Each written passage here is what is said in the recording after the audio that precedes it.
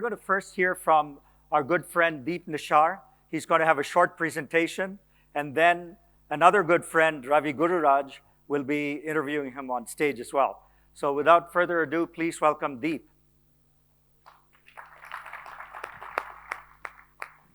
By the way, he has 14 patents in case you think he's a marketing guy. There is a difference between product and marketing, right? So the talk that they wanted me to give was around chasing big, hairy, and audacious goals. And I think those are very important words. Big, hairy, audacious. If the founders of Google, the founders of Microsoft, the founders of Facebook had not pursued something that was big, hairy, and audacious, we wouldn't be where we are today. However, if we truly want to go 10x, as Debjani so articulately talked about, I think we have to add one more word to that lexicon. And that word is exponential. What do I mean by exponential? Long ago, I grew up reading the tales of Akbar and Birbal. I'm sure many of us here also did that. And after Birbal had solved one particularly big, hairy, and audacious problem for Emperor Akbar, Akbar said, "I'd love to reward you. What would you like?" And Birbal said, "Jahanpana, by your grace and God's grace, I have everything. I don't need anything." Akbar said, "No, I insist." He said, "Fine, maybe you can give me some rice." Akbar is like, "Okay, you could have asked me for anything. I'm the emperor. And you're asking me for rice. Fine, how much do you want?" He said, "Well, let's take out a chessboard, and the amount of rice I want is equivalent to the following. Let's put 1 grain of rice on the first square, 2 grains of rice on the second square, 4 grains of rice on the third square, and so on."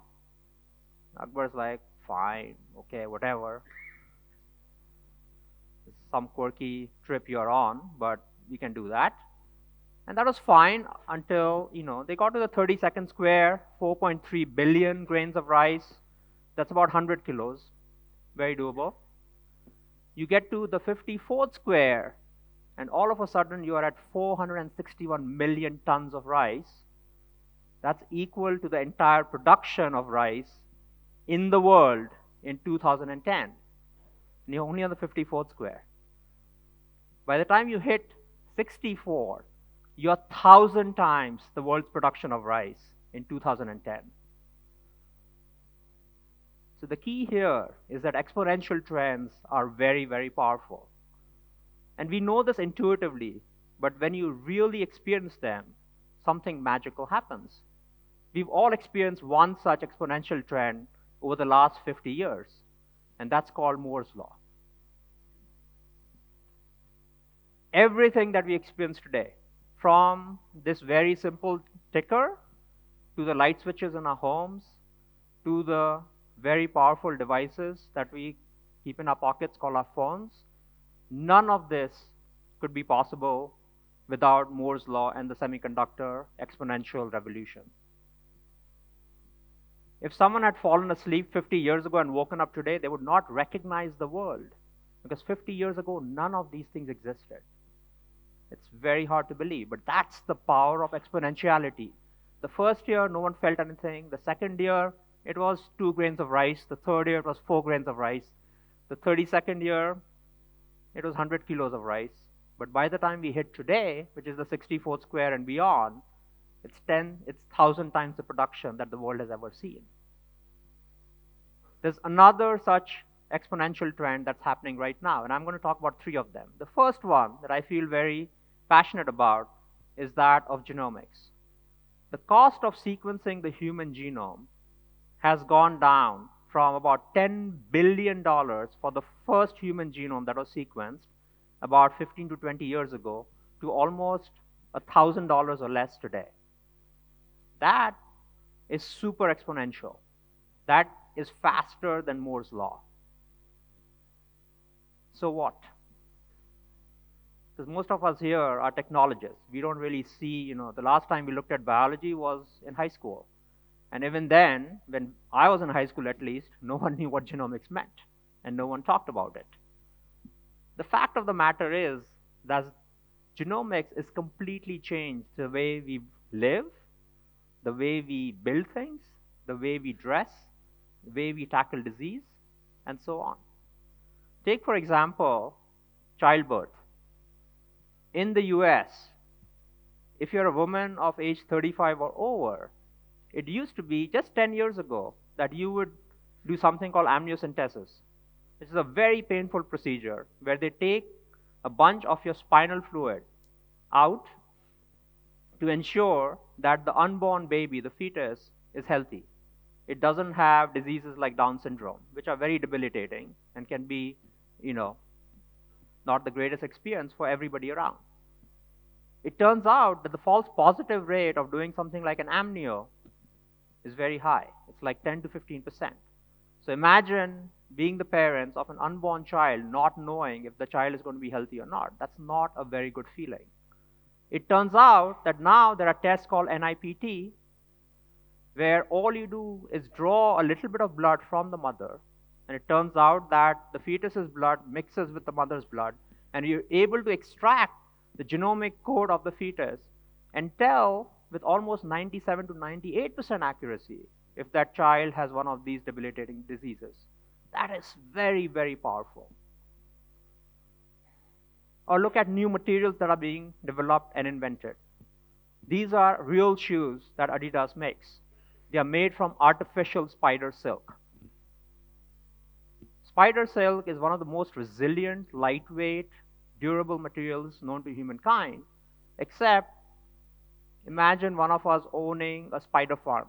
Not exactly the kind of things you want to talk about in a cocktail party, right? What do? I raise spiders for a living.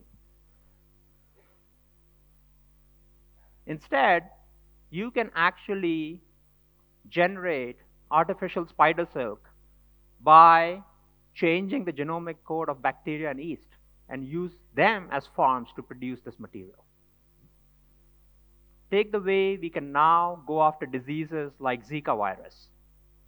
Zika, as we know, is again something that's really, really bad, especially for pregnant women, young children, older folks, and it is mortal, it's lethal. One of the ways in which scientists have figured out how to combat something like the Zika virus is to genetically alter male mosquitoes and send them out in a population of mosquitoes that carry the Zika virus. How does this help? Well, these mosquitoes are programmed so that when they mate with the female mosquitoes, which are the ones that bite you and give you the Zika virus, they produce offspring that have a much lower probability of surviving. So they have offspring that are very, very weak. So the mosquito population sort of decimates on its own. The alternative to something like this is to use things like DEET.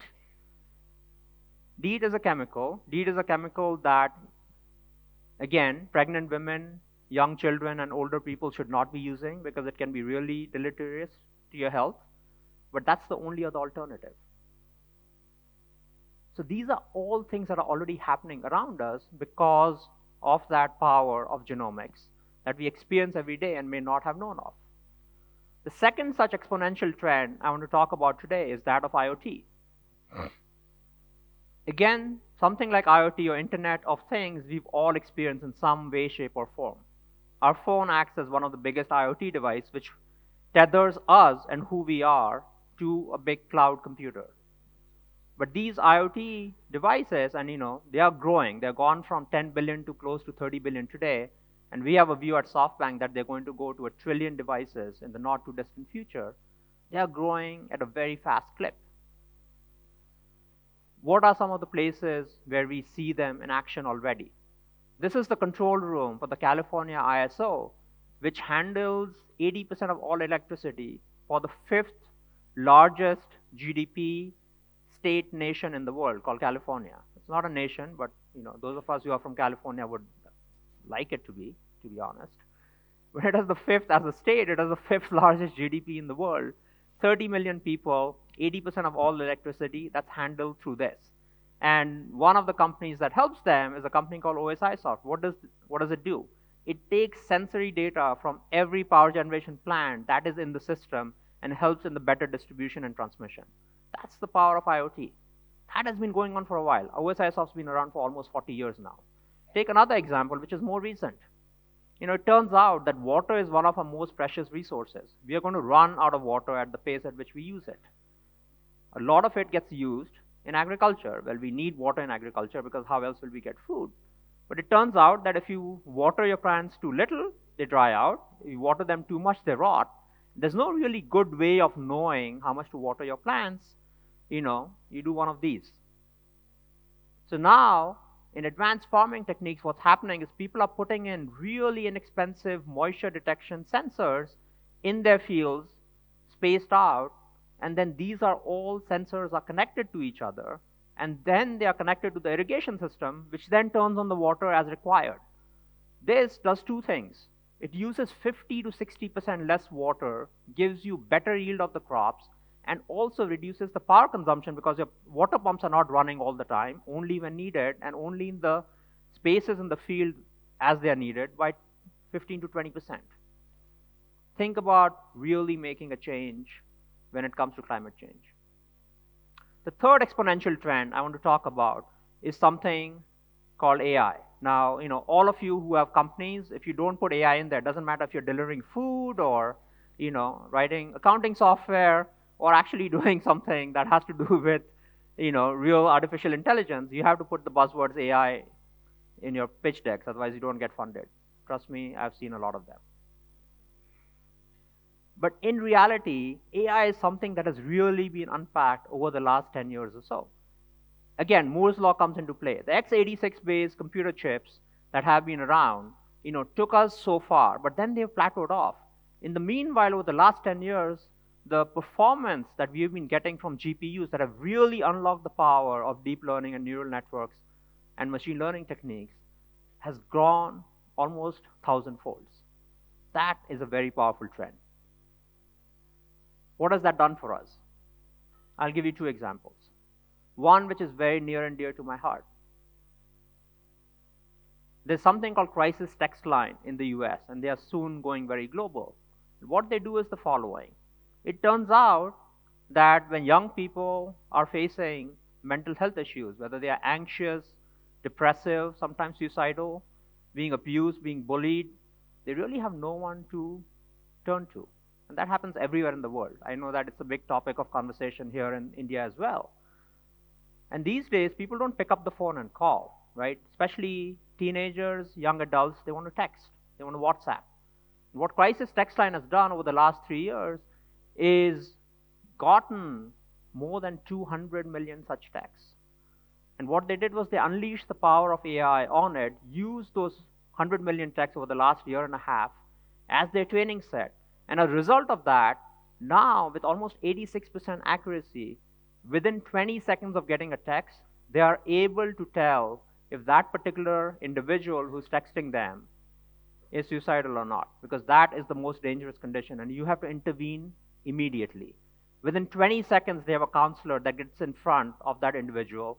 In less than 60 minutes, they have a professional, whether it's a paramedic, the local fire department, the local police department, that shows up at the doorstep of that individual. That is huge. That is really, we all talk about impacting and changing lives. This is about saving lives. The second example, also in the industrial space, this is a cement manufacturing plant from a company called Cemex. It's a Mexican company, very global company all around the world. And a company called Pitum, which was started by a professor from Carnegie Mellon, what they have done is they've gone into the cement plants of Cemex, and they've said, let's look at the processes that operators have been running for decades and decades. And they're very good at what they do. Let's see if we can augment it. And this is the power of AI also. Everyone worries about the AI overlords that will come and rule us one day. But honestly, I believe over the next several decades at least, AI can really augment human judgment, human skills, human abilities. And this is a great example of that. What they do is they give you in parallel what are the things that that cement plant ought to be doing that the operator may or may not have caught. That's based on so many different variables, and they have shown real meaningful outcome, productivity gains, less power consumption, and higher output for SEMEX. There are a few other trends that are going on in the world that are also exponential as we speak, and we are living in an amazing time. 50 years ago, it was only the semiconductor revolution, right? It was that exponential trend. 20 years ago, it was the internet revolution. 10 years ago, it was the mobile revolution. Every decade, there were only one of these happening. In this decade, we have 5 of these happening. We have genomics, we have IoT, we have AI, we have quantum computing, we have robotics. This is the era of abundance for technologists. And that's why I'm saying that go after not just big, hairy, and audacious, but also exponential goals. Thank you very much.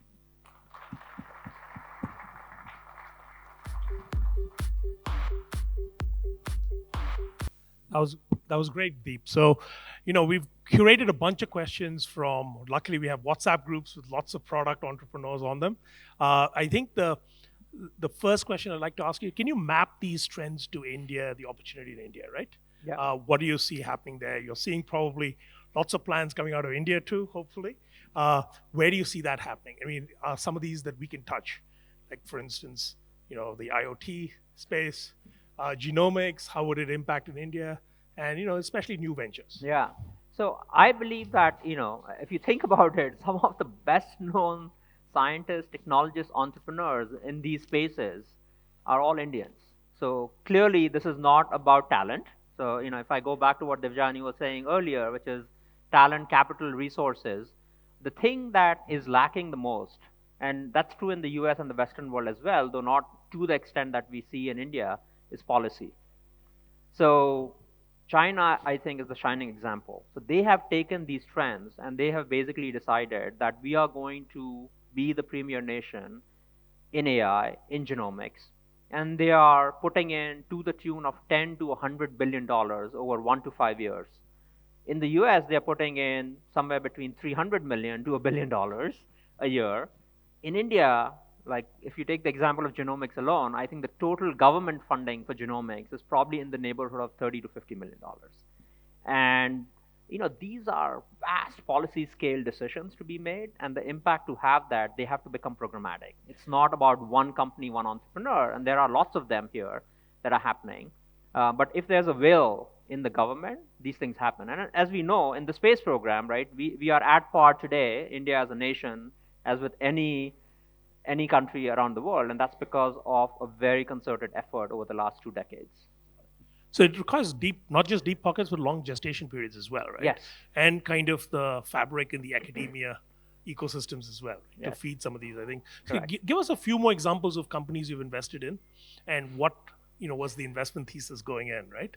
In some of especially the earlier stage ones, in genomics and IoT. So it turns out that the theme for the conference 10x is very interesting, because the very first company I ever invested as a professional investor at Softbank was a company called 10x Genomics. So 10x is is a very lucky name, lucky phrase for me at some level. The company just went public, and our investment is worth 10x now. So there's a lot of 10x's going on. But the thesis 5 years ago, and I got interested in genomics about 10 years ago, when I first saw that curve, and I started talking to people and academics in particular about what it meant to do whole genome sequencing. And I took online courses. I went and hung out at universities and research labs while I was, had my day job at LinkedIn, and started investing my own money, because there's no better way to learn something than having your own skin in the game. And so my interest started about 8 to 10 years ago in this space.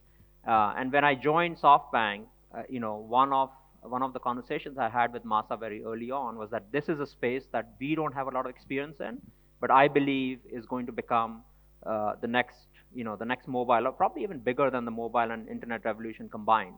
And we should have our investment in it. And so we got in very early as general investors. Obviously, biotech investors have been in this space for a while, and now just about every large fund in the valley has somebody or the other looking at biotech investments as a result. So we were a little bit of a trailblazer in that space. And how far do you think the frontier will get pushed there? I mean, I'm sure you're seeing some bleeding edge plans. Yeah. You see kind of robotic human beings, manufactured genetically. coming for us. This is like the alphabet soup. If you throw a little bit of cumin, little bit of coriander, little bit of AI, little bit of genomics, little bit of robotics, what do you get out of it?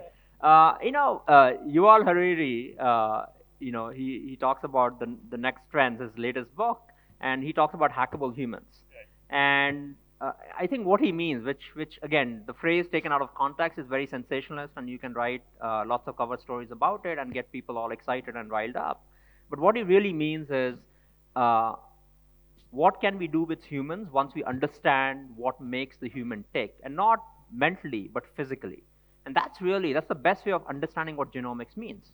For those of us in the room who are software programmers, no program is really that hard, because once you get the source code, you can debug it. If it's not working the way it ought to work, you go to the source code, you look at the program, you're like, okay, these are the changes that need to happen. There's a bug here, there's a bug there.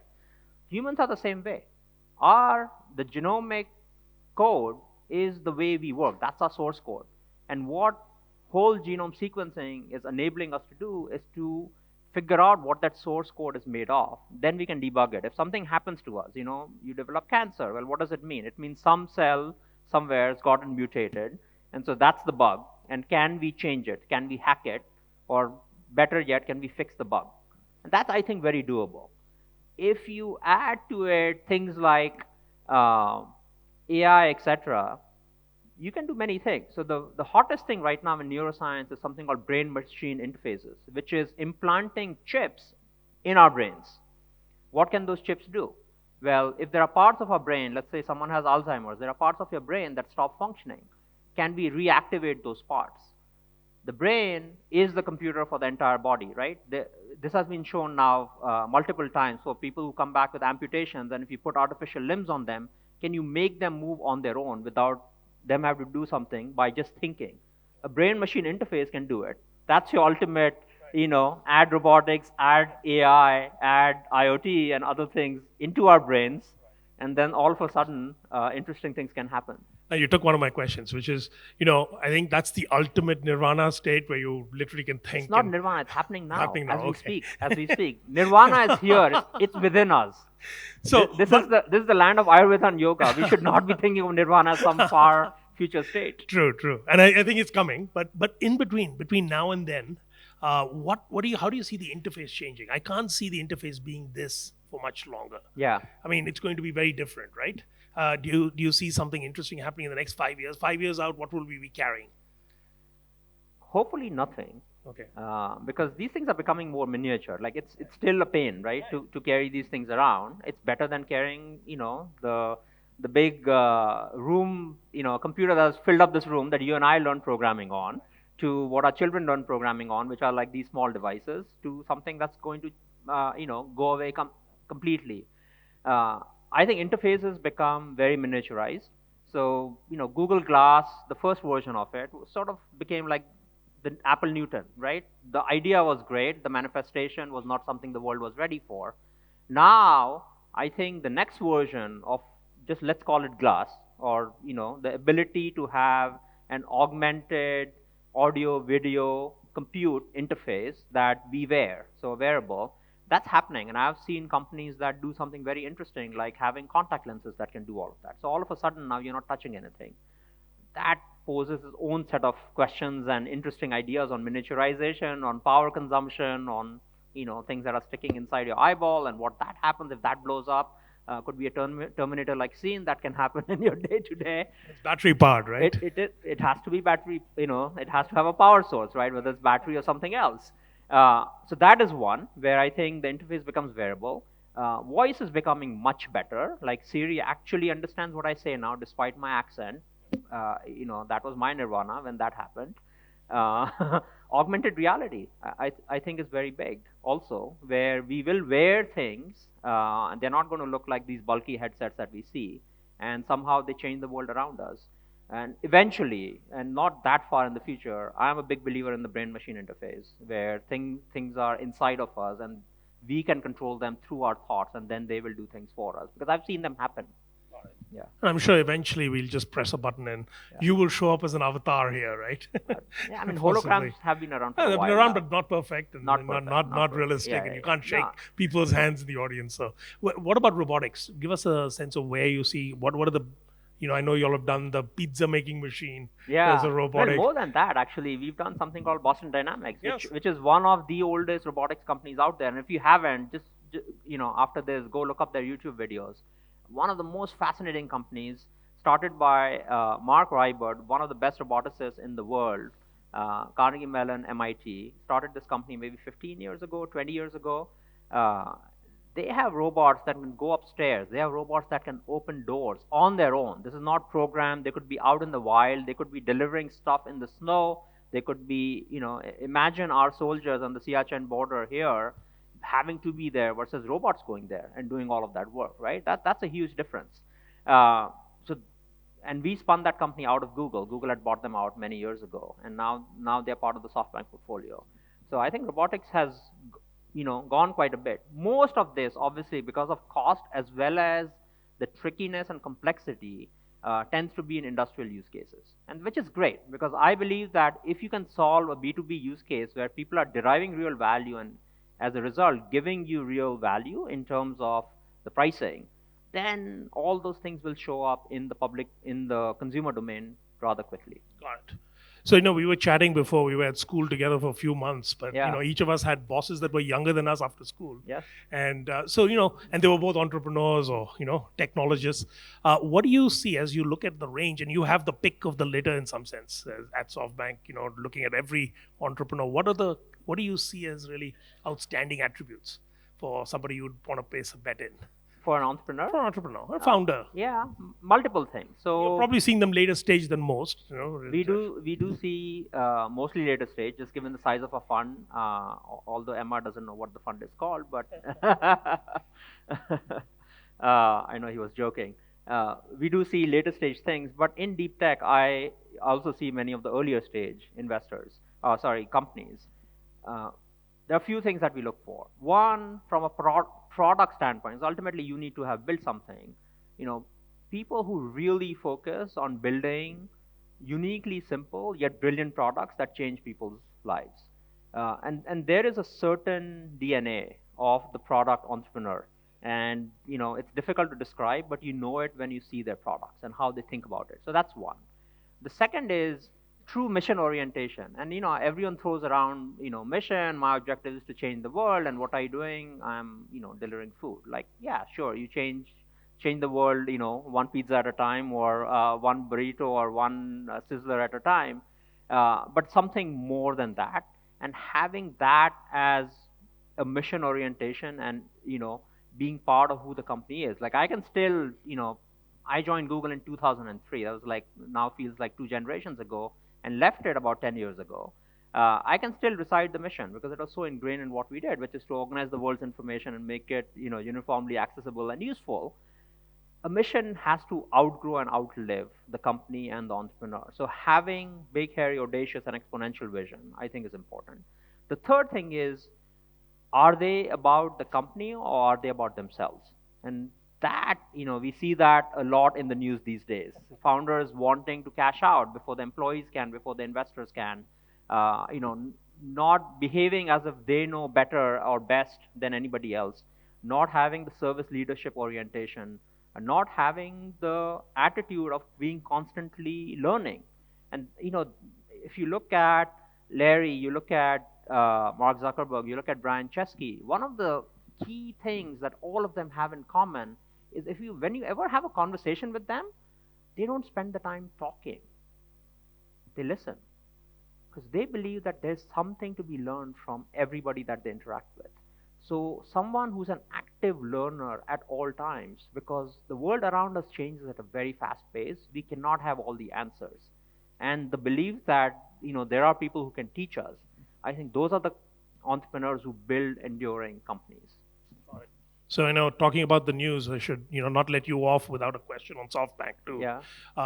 We've NASSCOM hosted Masasan 3 years ago in Delhi when he just raised the $100 billion fund, and he was going to go for it. He was clear that he was going to take lots of big bets, bigger bets than anybody's taken before. And I think there's a lot of trust there. If you're going to take a lot of bets, you end up having to trust entrepreneurs. And, I think the hairy part of this comes out sometimes, right? Yeah. Maybe you can comment on what's going on and how you're thinking about that going forward. Yeah, and look, we all jumped in it at the deep end of the pool, and that's the only way to learn, become a world-class swimmer. If you have read anything about SoftBank, and if you have, followed us for the last 40 years, SoftBank's been around for a while, and our vision is that, SoftBank endures all of us, right? It outlives all of us, and we have a 300-year mission. You don't get to be 300 years old in perfection.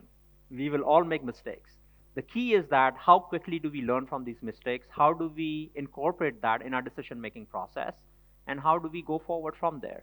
And the strength of an organization is really the quality and quantity of the hard conversation that we have within. And we are having a lot of them right now, and we are learning a lot from it, and you will see all those things getting incorporated as we move forward. And I have a full belief that, we are going to just come out stronger from all of this. We've all seen hardship, we've all seen difficult times in every company that I've been, and in our personal lives, and, we come out stronger with difficulty as long as we are willing to learn. And this comes back to learning. Let's all be active learners, and as an organization, we definitely are that. And how many companies do you have in the portfolio now, total? Total is over 80. 80. So you got 80 big bets out there, right? That's right. Every bet, whether, it's the $20 million that we put in 10x Genomics, that's worth 10 times today, or the few $1 billion that we put in DD, is a big bet for us, because, we are sharing the ambition of our entrepreneurs, and we are amplifying their vision, right? For their dreams are the biggest dreams they could dream, and we are their partners. So it doesn't matter the quantum of capital we give them, it is that we are true partners to their vision. So, y'all have redefined venture completely. Yeah. So are you all loved or hated, or how do you view it? I mean, in the ecosystem from other VCs and things like that, how do you see that dynamic playing out? You're going to go raise the next big fund and I think keep redefining. You're switching gears, but not getting the leg off the pedal in some sense, right? I mean, it's difficult to traverse long distances by going at 20 miles per hour. That's for sure. And so we have to go as fast and as safely as we can as we do it. I have one belief, and for those of us who do investments here for a living, we should all know this, that it takes a village to raise companies, right? It's not about one investor. It's not about just the founders. It's not just about one employee or two employees. It takes the entire company. It takes the entire investor pool. And I, in my investments, always take a very partnership-centric approach. I'm like, who else around the table can position this company to be the best company it can be? Most startups and most new ventures require multiple miracles to not just survive, but to thrive. And all of us are catalysts in helping those miracles happen. And so that's the attitude we take. There are many venture capitalists who have the same attitude, and so we become great partners. Over those 80-odd deals, we have now partnered with about 200 firms around the world. So we clearly work with a lot of firms. Perfect. So, you're a product guru. So let's ask you a few product teardowns, right? Okay. So what's an awesome B2B product you've seen recently, and why are you enthralled by it? Yeah. There are lots to choose from. So clearly, just because one that's outstanding. I pick one doesn't mean the others are not great. The way I think about products and product managers is the following. So to me, a really good product manager has the heart of a designer, the brain of an engineer, and the speech of a diplomat, because they have to make a lot of things work within the organization. And eventually, they come out with something that is so simple yet so brilliant that it changes people's lives in a very meaningful way. One product that came out of China is taken over both the US and India is TikTok, right? And I think they have just done an absolutely amazing job of capturing the essence of what the youth need and want today. The parents in the room can decide if they require the youth require them, their teenagers in the home need that, but the youth want it. And I think they've done a great job of capturing that essence. It's not complex, it's not convoluted, it's just a simple and brilliant experience. And so, is there a marker you see for being able to predict something's going to be the next TikTok? Because it's hard to say a prior, right? that this has got that potential? There are many markers. Obviously, I can't share them because otherwise, what's my edge? Okay, so one more product head down. Give us a suggestion for something in deep tech that's maybe even outside your portfolio that you thought was just amazing what they're doing today. AI or... Yeah, I think one of the best things out there in deep tech, and this is, combines IoT with AI with health. So here's a very unique combination, is the Apple Watch. Apple Watch has completely changed the way people think about their health. And they've done it by tremendous advances in sensor technology, tremendous advances in battery technologies and how they consume power and heat dissipation and so on, and all packaging it in something that is so beautiful that everyone wants to have it. So it's like a combination play. It's IoT, it's mobility, it's a beautiful interface. Yeah. It's probably got a lot of cloud components and platform components to it too. Of course. So Deep, we've run out of time. But I know you're going to be signing some checks outside, so where should people line up? No, but more seriously, what's a good way for folks? Does Softbank reach out to people, or do people reach out to Softbank? It's a combination. It's a combination of both, as you know, and your well-wishers reach out to us and they tell us that this is the one company that you should meet and this is the one entrepreneur that you should back, and those things carry a lot of weight. Perfect. Hey, thank you, and I hope you meet a lot of good entrepreneurs here today. Absolutely. And welcome back in the future. Hopefully, we'll come back and talk about Exponential as well in much more depth. And thank talk you. about Indian companies that have gone Absolutely. exponential. Thank you. All right. Thank you, Ravi. All right.